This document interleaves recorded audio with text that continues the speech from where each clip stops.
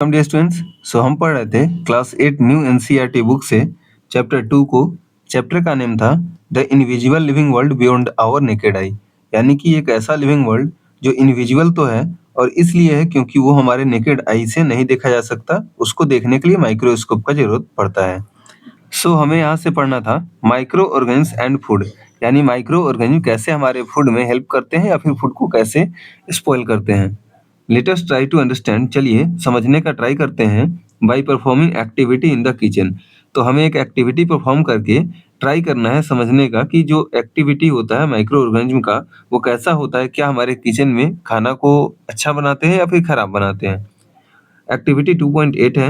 सबसे पहले हमें क्या करना है, हमें टेक 2 बॉल्स, हमें 2 कटोरी लेना है, ए एंड बी। जैसे यहाँ पे देखिए पहला बॉल ए है और दूसरा यहाँ पे बी है। इन ईच, हर एक में टेक 200 ग्राम ऑफ फ्लोर। आपको क्या करना है, दोनों में 200 ग्राम आटा ले लेना है यहाँ से, या फिर मैदा जो भी आपके पास अवेलेबल हो। And add a pinch of sugar, और एक चुटकी वहां पे दोनों में चीनी डाल देना है। नाउ इन बॉल ए, अब क्या करना है, जो कटोरा ए था, add a small amount of east powder. जो ए नाम का जो कटोरा था उसमें ईस्ट पाउडर रखना है, थोड़ा सा ईस्ट पाउडर यहाँ पे इसमें रख देना है।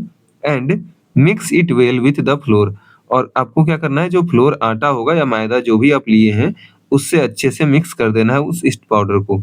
इन बॉल बी, जो कटोरा बी था, do not add any yeast, इसमें कोई भी ईस्ट नहीं ऐड करना है, so that we can compare the result of the two bowls. अच्छा, ईस्ट क्या होता है, ईस्ट एक तरह का माइक्रो ऑर्गेनिज्म होता है, और हमें यहाँ क्या चेक करना है, हमें चेक करना है कि क्या जो माइक्रो ऑर्गेनिज्म होगा वो क्या कर देगा, खाना को अच्छा बना देगा या खराब बनाएगा। Knead the flour of the two balls with warm water to make soft dough. अब आपको क्या करना है, दोनों आटा, जो भी दोनों कटोरा में जो आटा था उसको लेके गूंथ देना है, यानी कि सान देना है, और उसके बाद cover the dough with a damp cloth and keep it in a warm place. आपको क्या करना है, जो आप आटा गूंथ दिए हैं उसको थोड़ा देर तक डैम्प क्लॉथ से, यानी कि हल्का सा भीगे हुए कपड़े से तोप के उसको रख देना है, और एक वार्म प्लेस यानी कि एक गर्म जगह पे रख देना है, फ्रिज वगैरह में नहीं रखना है। Observe both the balls after 4 to 5 hours, 4-5 घंटे बाद आपको उस दोनों को ऑब्जर्व करना है कि आपको क्या दोनों में चेंज देखने को मिल रहा है, क्या दोनों सेम है या डिफरेंट है। Did you find any change in the volume, क्या आपको वॉल्यूम में कोई चेंज लगा, क्या उसके स्मेल में कोई चेंज दिखा, या फिर उसके टेक्सचर में चेंज दिखा है। टेक्सचर का मतलब उसको छूने पर कैसा है उसको टेक्सचर बुलाता है। इफ नॉट, अगर आपको नहीं दिखा है, leave the dough for some more time, तो आप क्या करिए, उसको थोड़ा सा और देर तक रखिए। आफ्टर सम टाइम, कुछ देर के बाद, यू मे नोटिस दैट, आप ये नोटिस कर सकते हैं कि जो बॉल ए में जो डो था, जो आटा गूंथ के रखे हुए थे, जहाँ पे ईस्ट ऐड किया गया था, हैज राइजन स्लाइटली, वो थोड़ा सा फूल गया है। बिकम्स फ्लफी, फ्लफी हो गया है थोड़ा सा, अ, ऐसे कहिए ना, जैसे स्पंज टाइप का हो गया है। And has a different smell, और उसका स्मेल भी थोड़ा सा अलग हो गया होगा compare to the dough kneaded without yeast. जिस कंपेयर अगर कर रहे हैं तो कंपेयर हम किससे कर रहे हैं, जो हमारा बॉल बी था, कटोरा बी था, उससे हम कंपेयर कर रहे हैं। Why does this happen, question आपसे पूछा गया है, आखिर ऐसा क्यों हुआ है, क्योंकि हम क्या किए थे, वहां पे ईस्ट पाउडर रख दिए थे बॉल ए में। What is the role of yeast, आखिर ईस्ट का क्या रोल था। Why did we add sugar and warm water to the flour, आखिर हम उस फ्लोर में, उस आटे में वार्म वाटर क्यों ऐड किए थे और उसमें शुगर क्यों ऐड किए थे। East is a type of micro organism, देखिए इसका आंसर है कि ईस्ट क्या होता है, एक तरह का माइक्रो ऑर्गेनिज्म होता है।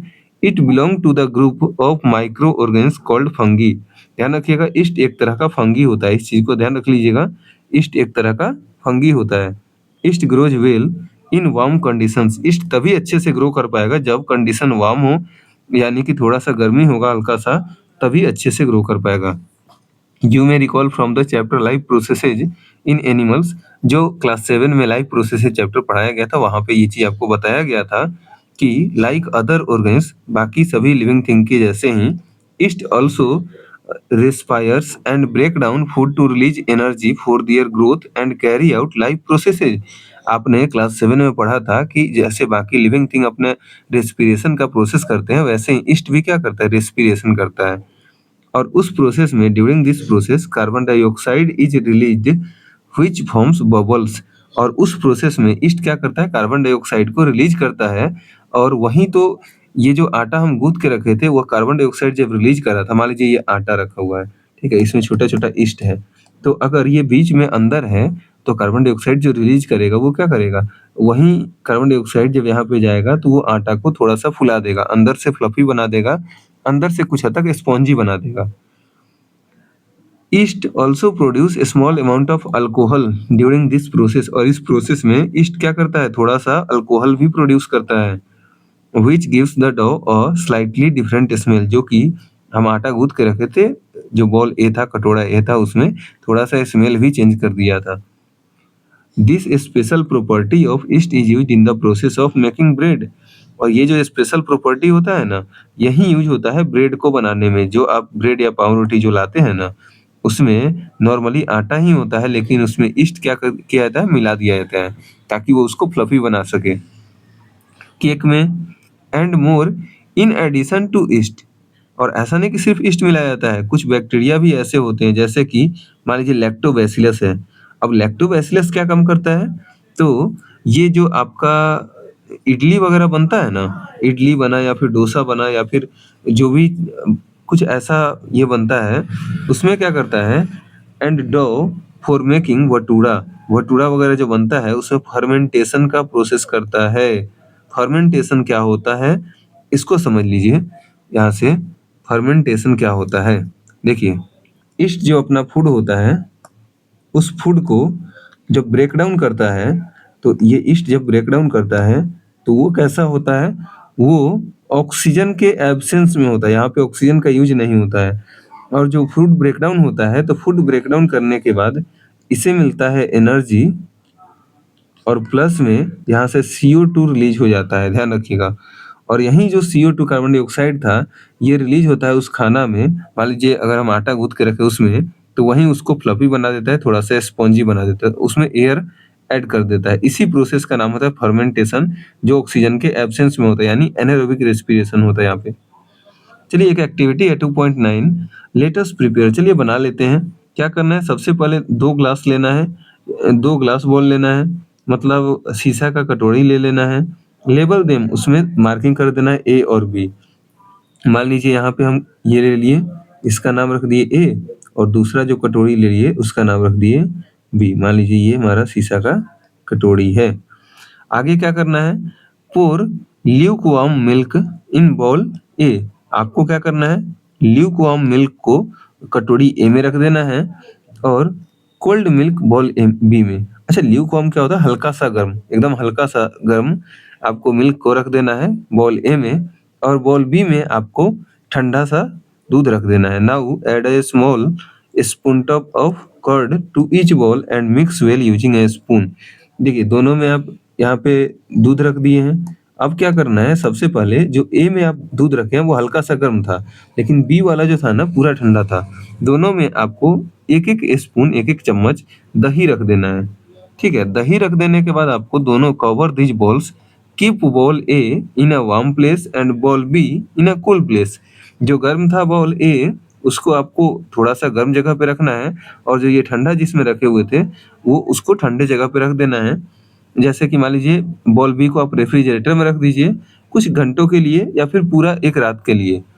Observe the change in the glass ball, आप उस चेंज को ऑब्जर्व करिए कि वो जो शीशा का ग्लास था, शीशा का ये बॉल था, उसमें क्या चेंज आया है। Right your procedure and observation in table 2.4। तो यहाँ पे प्रिडिक्शन, अच्छा हम प्रिडिक्ट क्या कर रहे हैं, हम कुछ अपना प्रिडिक्ट, जो भी आपका प्रिडिक्ट कर रहे होंगे देख लीजिएगा कि आप क्या अनुमान लगा रहे थे, क्या होना चाहिए। अच्छा ऑब्जर्वेशन, आप क्या ऑब्जर्व करिएगा कि बॉल ए में change in the appearance of milk, milk का कलर क्या हो जाएगा, तो बॉल ए में उसका जो चेंज हो जाएगा वो अभी लिक्विड से सॉलिड बन जाएगा, क्योंकि दही जम चुका होगा बॉल ए में, और इसमें जो रहेगा ना वो लिक्विड ही रहेगा, मतलब वैसे ही दूध रहेगा, इसमें दही नहीं जमेगा, क्योंकि उसको हम फ्रिज में रखे थे, फ्रिज में रखेंगे दूध का दूध ही रह जाएगा। Change in the colour of the milk, milk के कलर में क्या चेंज हुआ होगा, जब दही जमेगा ना वो कुछ हद तक येलोइश कलर दे देगा, मतलब कुछ हद तक वो येलो कलर का हो जाएगा। और इसमें जो चेंज होगा, नो कलर चेंज होगा, मतलब कोई भी कलर चेंज नहीं होगा। पॉसिबल रीजन हो सकता है ऐसा कि जो दही में लैक्टोबैसिलस बैक्टीरिया होता है वो अच्छे से ग्रो कर पाता होगा, किसमें, वार्म कंडीशन में। लैक्टोबैसिलस वार्म कंडीशन में अच्छे से ग्रो कर पाता होगा, इसीलिए शायद वो दही जमा दिया था। चलिए आगे बढ़ते हैं। You will observe that in ball A, आप ऑब्जर्व करेंगे कि बॉल ए में जो मिल्क था वो किसमें, तो दही में बदल गया, कर्ड में, after a few hours and has become little sour, और हल्का सा खट्टा भी हो गया होगा क्योंकि दही हल्का खट्टा होता है। But whereas in ball B, लेकिन कटोरा जो बी था उसमें मिल्क हैज नॉट कर्ल्ड, मतलब वो दही नहीं बना होगा, but it might be a little sour, लेकिन हो सकता है वो हल्का खट्टा हो चुका होगा, ऐसा जरूरी नहीं लेकिन हल्का हो सकता है। Do you know why this happen, क्या आप जानते हैं ऐसा क्यों हुआ है? तो the curd contains several type of bacteria, curd में बहुत सारे तरह का बैक्टीरिया होता है जिसमें से एक बैक्टीरिया का नाम होता है लैक्टोबैसिलस। याद रखिएगा, इसका स्पेलिंग भी देख लीजिएगा, लैक्टोबैसिलस बैक्टीरिया कर्ड में पाया जाता है, दही में पाया जाता है। This bacterium feeds on the sugar in the milk, ये क्या करता है, मिल्क में प्रेजेंट जो शुगर होता है। अच्छा, ऐसा मत बोलिएगा कि हम उसमें चीनी नहीं रखे थे। दुनिया का जो भी चीज होता है ना, ज्यादातर चीज में नेचुरल शुगर पाया जाता है जिसको फ्रुक्टोज बोला जाता है। आप फ्रूट वगैरह देखिएगा उसमें, या फिर जो भी कार्बोहाइड्रेट भी होता है ना वो एक तरह का शुगर होता है। तो मिल्क में जो प्रेजेंट था शुगर, जो लैक्टोज जिस शुगर को बोला जाता है, वो क्या किया था, मल्टीप्लाई किया था, मतलब अपने आप को 1 से 2, 2 से 4 बनाया था, और फर्मेंटेशन किया था मिल्क का, टू फॉर्म कर्ड। मिल्क का फर्मेंटेशन वही प्रोसेस होता है जिसमें वो आप देखे थे ईस्ट में जो होता है, वही same process. Instead of producing alcohol, लेकिन इस समय अल्कोहल प्रोड्यूस करने के बजाय, जैसे ईस्ट जो अल्कोहल प्रोड्यूस करता है उसको छोड़ के ये जो बैक्टीरिया था ना वो क्या प्रोड्यूस किया है, तो लैक्टिक एसिड प्रोड्यूस करेगा। मतलब आप एक चीज देखिए, हमें 2 चीज सीखने को मिला यहाँ से। सबसे पहले जो ईस्ट होता है, ईस्ट अगर फर्मेंटेशन के प्रोसेस को अंडरगो करेगा तो ये क्या प्रोड्यूस करता है, तो ईस्ट प्रोड्यूस करता है अल्कोहल। लेकिन अगर वही चीज जो लैक्टोबैसिलस होता है, लैक्टोबैसिलस जो बैक्टीरिया होता है वो क्या प्रोड्यूस करता है, वो प्रोड्यूस करता है लैक्टिक एसिड, और वही लैक्टिक एसिड कर्ड में पाया जाता है। 2 चीज यहाँ से आपको सीखने को मिला, नोट करते चलिएगा, ज्यादा तेज पढ़ाना जरूरी नहीं है, आप समझ के पढ़िए वो जरूरी है। विच मेक्स द कर्ड सावर, और वहीं लैक्टोबैसिलस जो प्रोड्यूस किया है लैक्टिक एसिड, यही लैक्टिक एसिड, क्योंकि आपको पता है लैक्टिक एसिड भी एक तरह का एसिड होता है, ऑर्गेनिक एसिड होता है, हार्मफुल नहीं होता है। तो ये क्या करता है, कर्ड को आपका सावर बना देता है, हल्का सा खट्टा बना देता है। This bacteria grow well in the warm condition, ध्यान रखिएगा, ये जो लैक्टोबैसिलस बैक्टीरिया होता है ये वार्म कंडीशन में ज्यादा अच्छा ग्रो कर पाता है। और यही कारण था कि जो बॉल ए था जिसको हम हल्का सा गर्म जगह पे रखे थे, उसमें ये कर्ड बना चुका था, लैक्टिक एसिड में कन्वर्ट कर दिया था, लेकिन बॉल बी जिसको हम फ्रिज में रखे थे उसको कन्वर्ट नहीं कर पाया था। We can categorize the micro organs into different categories, हम लोग माइक्रो ऑर्गेन को अलग अलग कैटेगरी जैसे प्रोटोजोआ, फंगी, बैक्टीरिया और कुछ एल्गी में डिवाइड कर सकते हैं। मतलब एक टाइप लिखा हुआ है माइक्रो ऑर्गेनिज्म कितने टाइप का हो सकता है। कुछ बैक्टीरिया जैसे कि राइजोबियम, राइजोबियम क्या करता है, rhizobium form the swollen region called nodules and live in them as shown in the figure 2.12। देखिए नेक्स्ट बैक्टीरिया का नाम दिया हुआ है जिसका नाम क्या है, राइजोबियम। ध्यान रखिएगा, ये राइजोबियम क्या होता है, राइजोबियम एक तरह का बैक्टीरिया होता है। यहाँ पे देखिए, यहाँ पे एक और बैक्टीरिया था, एक चीज यहाँ पे लिखा हुआ था लैक्टोबैसिलस, लैक्टोबैसिलस भी एक तरह का बैक्टीरिया होता है। और एक और चीज का नाम लिखा हुआ था यहाँ पे ईस्ट, ईस्ट क्या होता है, तो यहाँ पे ईस्ट एक तरह का फंगी होता है, आपको ये चीज ध्यान रखना है। कुछ बैक्टीरिया जैसे यहाँ पे लैक्टोबैसिलस क्या करता है, तो ये आपका प्रेजेंट होगा जो जितना भी लेग्यूमिनस प्लांट होता है उसके रूट के पास। अब लेग्यूमिनस प्लांट क्या होता है, तो पल्स वगैरह जितना भी दाल होता है ना, दाल वाला जो प्लांट होता है उसको लेग्यूमिनस प्लांट बोला जाता है, फिर लेग्यूम्स बोला जाता है। तो उसके रूट के अराउंड प्रेजेंट होगा। और इसका काम क्या होगा, ये राइजोबियम जो बैक्टीरिया होता है इसका काम क्या होगा कि ये देखिए जैसे बीन हो गया, पी हो गया, लेंटिल्स हो गया, या फिर इसके रूट नोड्यूल्स के अराउंड ये राइजोबियम बैक्टीरिया होता है। और ये राइजोबियम बैक्टीरिया क्या करता है, trap nitrogen from the air and make it useful for the plant. ये क्या करता है, एयर ऑक्सीजन से नाइट्रोजन लेगा। अब पूछिएगा नाइट्रोजन का काम क्या होता है? देखिए, होता क्या है, प्लांट को एक चीज़ का ज़रूरत होता है, नाइट्रोजन। आपका आंसर होगा सर आज तक तो नहीं पढ़े। देखिए, होता क्या है, प्लांट जो होता है ना, वो ऑक्सीजन सांस लेता है, ठीक है? कार्बन डाइऑक्साइड एटमॉस्फेयर में रिलीज, सॉरी उल्टा हो गया, उल्टा उल्टा उल्टा। देखिए, प्लांट क्या करता है, ये कार्बन डाइऑक्साइड एब्जॉर्ब करता है और ऑक्सीजन रिलीज करता है, जो ऑक्सीजन का हम लोग यूज कर लेते हैं। लेकिन होता क्या है, प्लांट के बॉडी में बहुत सारे तरह का प्रोटीन बनता है और उस प्रोटीन बनने के लिए नाइट्रोजन का जरूरत होता है।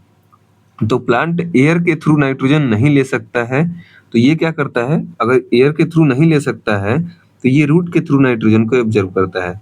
अब इसमें एक दिक्कत है, प्लांट रूट के थ्रू डायरेक्टली नाइट्रोजन नहीं एब्जॉर्ब कर सकता है, मतलब एटमॉस्फेयर से नाइट्रोजन नहीं ले सकता है। तो ये जो लेग्यूम्स होता है या फिर जो भी राइजोबियम बैक्टीरिया होता है, ये क्या करता है, नीचे जो एटमॉस्फेयर का नाइट्रोजन है उसको या तो नाइट्रेट में बदल देगा या फिर नाइट्राइट में बदल देगा। अब नाइट्रेट या नाइट्राइट क्या होता है, तो ये नाइट्रोजन का एक कॉम्प्लेक्स कंपाउंड होता है जो कि इस प्लांट जो होगा वो एब्जॉर्ब कर पाएगा और उससे अपना प्रोटीन वगैरह बना पाएगा। This help plant grow better, ये यूज करके प्लांट अच्छे से ग्रो कर पाएगा विदाउट केमिकल फर्टिलाइजर। मतलब अगर ये चीज होगा तो हमें अलग से खाद वगैरह देने का जरूरत नहीं होता है, केमिकल फर्टिलाइजर देने की जरूरत नहीं होता है।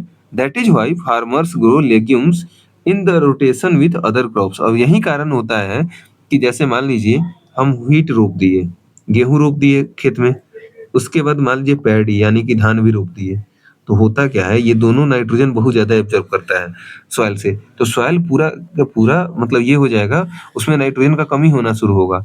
अगर हम वहां पे कोई भी पल्स लेग्यूम प्लांट रोप दिए ना, वो पल्स में क्या होगा, जो बैक्टीरिया प्रेजेंट होगा राइजोबियम, वो नाइट्रोजन को फिर से सॉइल में ला देगा। और यही कारण होता है कि लेग्यूम प्लांट को हम क्रॉप रोटेशन में यूज करते हैं। This naturally increases the nitrogen in the soil, ये नाइट्रोजन सॉइल में इंक्रीज कर देता है and keep it healthy for the next crop, और सॉइल को हेल्दी बना के रखता है ताकि उसमें नाइट्रोजन का लेवल मेंटेन रहे। चलिए 2.4.3 पढ़ते हैं। Imaging micro algae tiny helpers in water. चलिए आपको अब पढ़ना है माइक्रो एल्गी, दो वर्ड से बना हुआ है। माइक्रो मतलब बहुत छोटा, एल्गी तो आपको पता ही है, एल्गी फंगी बैक्टीरिया, अलग अलग तरह का माइक्रो ऑर्गेनिज्म होता है।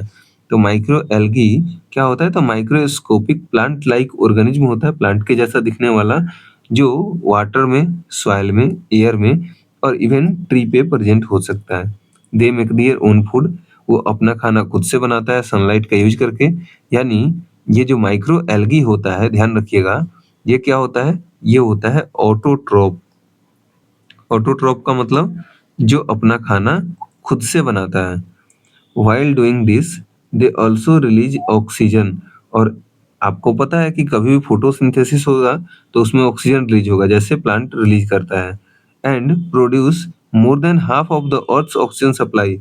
अगर आपको ये चीज लगता है ना अभी तक पढ़ के कि प्लांट नहीं रहेगा तो हम लोग मर जाएंगे, ऑक्सीजन कौन प्रोवाइड करेगा, ऐसा हो सकता है पॉसिबल हो, लेकिन आपको पता होना चाहिए 50% से ज्यादा, 50% से भी ज्यादा जो ऑक्सीजन आता है ना, वो एल्गी से आता है।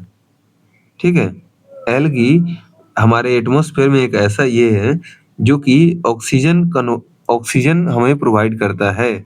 यानी और एल्गी कहाँ पाया जाता है, जनरली ज्यादातर ये ओशन वगैरह, सी वगैरह में भी पाया जाता है। ठीक है, और ये भी आपको पता होना चाहिए वो न्यूट्रिएंट्स में भी रिच होते हैं, और कुछ हद तक कुछ एल्गी तो ऐसे भी होते हैं जो फूड सोर्स के रूप में यूज होते हैं, और बहुत ज्यादा इसमें न्यूट्रिएंट्स पाया जाता है। इस चीज का भी ध्यान रखिएगा। For many aquatic animals like, यहाँ पे क्या लिखा हुआ है, स्पिरुलिना, क्लोरीला और डायटम्स जो है are also used by humans as health supplement and medicine. ध्यान रखिएगा, हेल्थ सप्लीमेंट और मेडिसिन के जैसा ये तीन एल्गी का नाम दिया हुआ है जो कि हम लोग यूज कर लेते हैं। तीनों यहाँ पे एल्गी का नाम याद रख लीजिएगा, ये तीनों एल्गी इंपॉर्टेंट होते हैं। क्यों इम्पोर्टेंट होते हैं? क्योंकि ये हमें न्यूट्रिएंट भी प्रोवाइड करते हैं और साथ में मेडिसिन के जैसा भी यूज़ कर लेते हैं हम लोग। ध्यान रखिएगा एक चीज़ और, एल्गी ही होता है जो सबसे ज़्यादा न्यूट्रिएंट हमें प्रोवाइड कर पाता है। आप एक बार सर्च करिए गूगल पे कि एल्गी हमारे लिए कितना इम्पोर्टेंट है और फूड सोर्स के जैसा कैसे काम करता है। आगे पढ़ लेते हैं, micro algae are also help in cleaning water.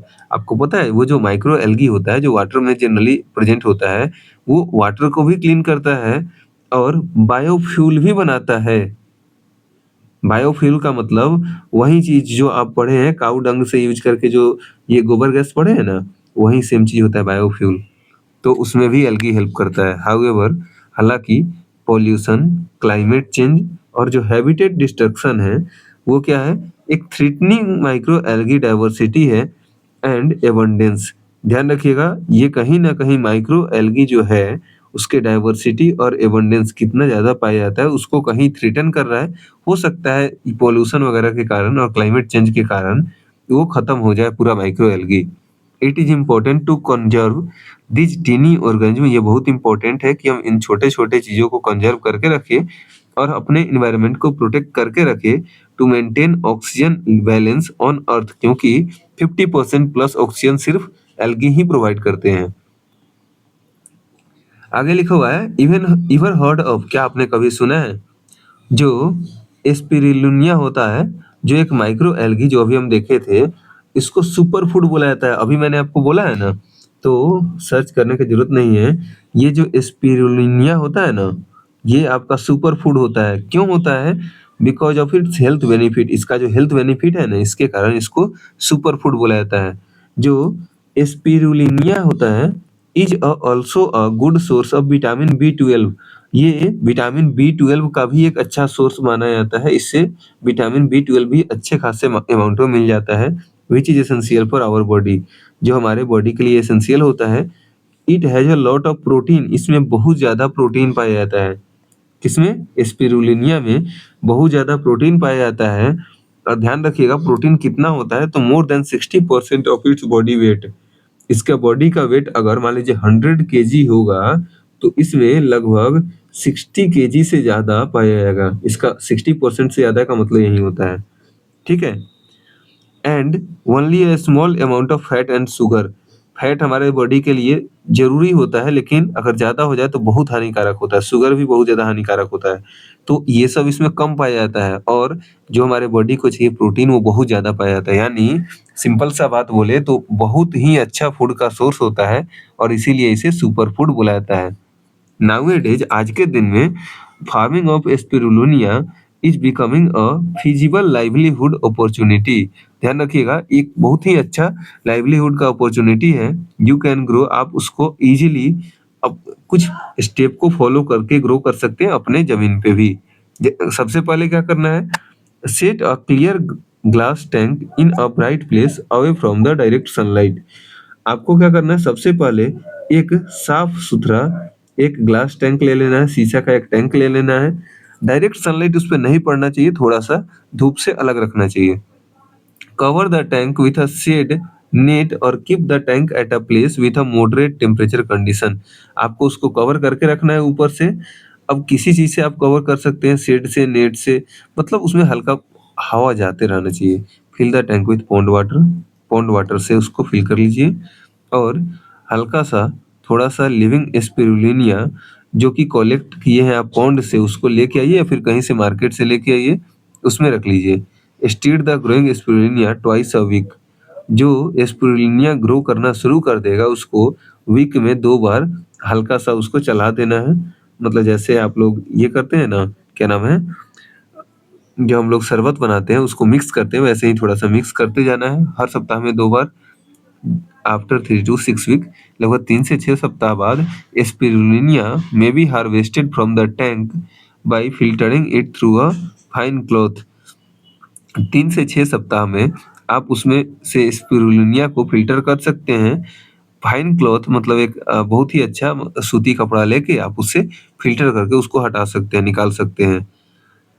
Conservation of micro algae is a good practice for ensuring food security and livelihood development. अगर फूड सिक्योरिटी मेंटेन करना है और लाइवलीहुड को डेवलप करना अच्छे से, तो माइक्रो एल्गी का कंजर्वेशन बहुत ही इंपॉर्टेंट है।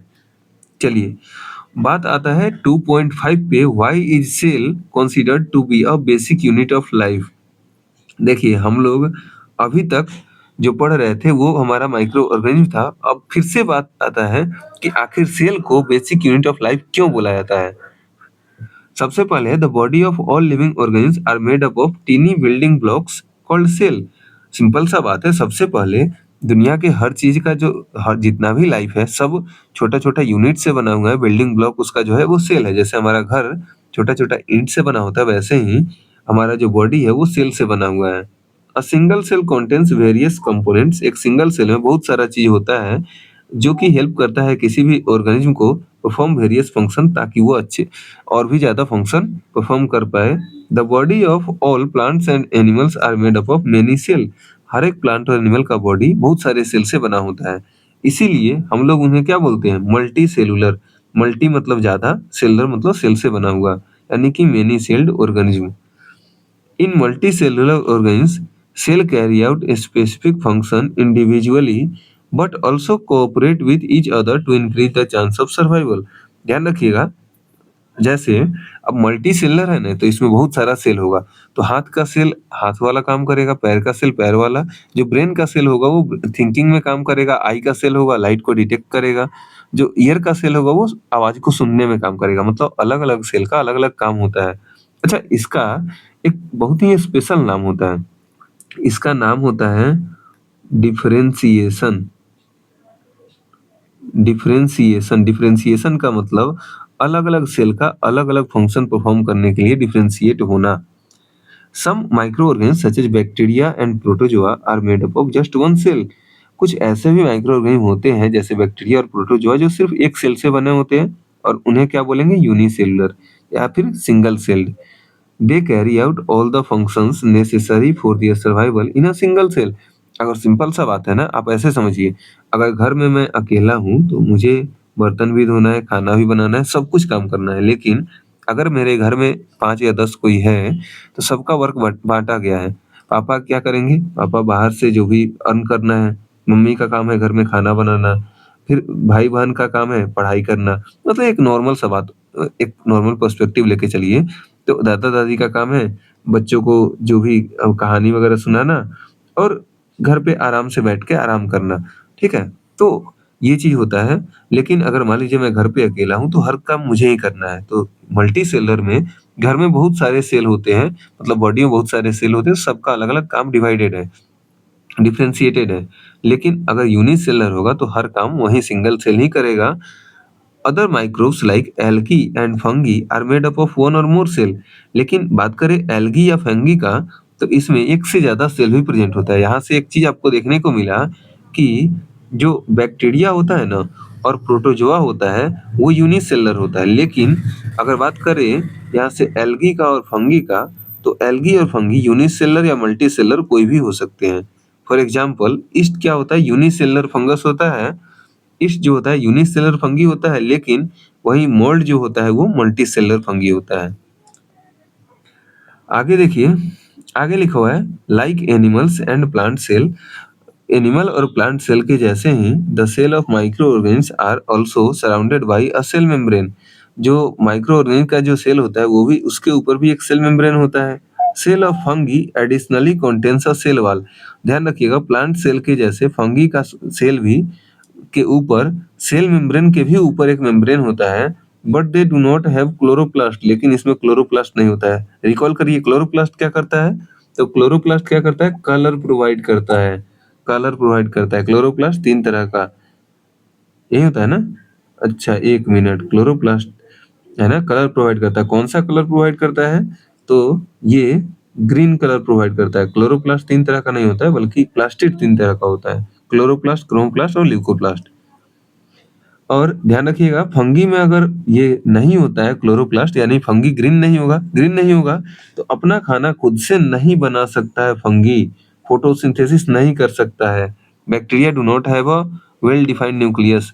बैक्टीरिया में वेल डिफाइंड न्यूक्लियस नहीं होता है। ध्यान रखिएगा, बैक्टीरिया में वेल डिफाइंड न्यूक्लियस नहीं होता है, और उसके जो न्यूक्लियर मेम्ब्रेन होता है उसको हम क्या बोलते हैं, सॉरी, न्यूक्लियस को क्या बोला जाता है, न्यूक्लियोइड बोला जाता है। बैक्टीरिया में न्यूक्लियस अच्छा से नहीं अरेंज होता है, या फिर कहिए उसके ऊपर मेम्ब्रेन नहीं होता है, न्यूक्लियर इन्वेलप, और उसको न्यूक्लियोइड बोला जाता है। This feature distinguish them from the cell of yeast protozoa and algae, fungi, plants and animal. Bacteria का यही फीचर उसको अलग बनाता है। बैक्टीरिया में क्या अलग होता है, तो उसका जो न्यूक्लियस होता है, जैसे मान लीजिए बैक्टीरिया का सेल है, तो बाकी सब में न्यूक्लियस होता है और न्यूक्लियस के ऊपर पतला सा एक लेयर होता है, लेकिन ये लेयर बैक्टीरिया में नहीं होता है। बैक्टीरिया का जो न्यूक्लियस होगा वो थोड़ा सा इधर थोड़ा सा इधर, मतलब न्यूक्लियस में का चीज जो मटेरियल होता है वो इधर उधर बिखरा रहता है, यही उसको बाकी सबसे अलग करता है।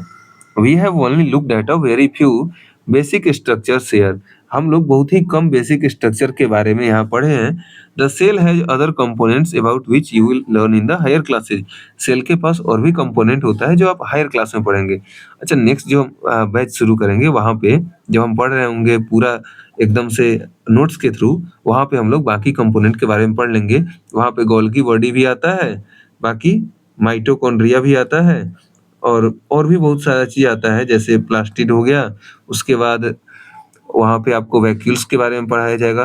फिर आपका गोल्गी बॉडी तो हो ही गया, फिर वहाँ से लाइजोजोम्स आता है, राइबोसोम आता है, सबके बारे में डिटेल में पढ़ेंगे जो उसमें पढ़ेंगे। तब अभी हम लोग क्या कर रहे हैं, तो लाइन बाय लाइन एनसीईआरटी का रिवीजन, सॉरी, एनसीईआरटी को पढ़ रहे हैं।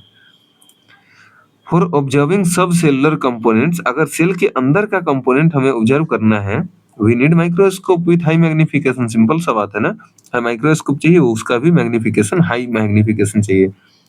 An electron microscope magnifies the cell about 10 lakh times. ध्यान रखिएगा, एक माइक्रोस्कोप एक टाइप का होता है जिसका नाम होता है इलेक्ट्रॉन माइक्रोस्कोप, जो लगभग चीजों को 10 लाख गुना 10 लाख एक्स जूम कर देता है। 10x नहीं, 10 lakh x. Where we can see more structures present in the cell, जहाँ पे सेल का और भी सारा स्ट्रक्चर जो प्रेजेंट होता है उसको भी हम लोग देख सकते हैं।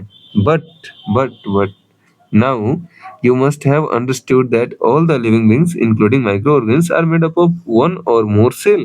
अभी तक तो आप समझ ही गए होंगे ना, जितना भी लिविंग थिंग होता है वो एक या फिर एक से ज्यादा सेल से बना होता है, चाहे वो माइक्रो ऑर्गेनिज्म ही क्यों ना हो। Dear cell differ in size, shape and structure. Simple सा बात है ना, अलग अलग सेल अलग अलग साइज का होगा, शेप का होगा और स्ट्रक्चर का होगा।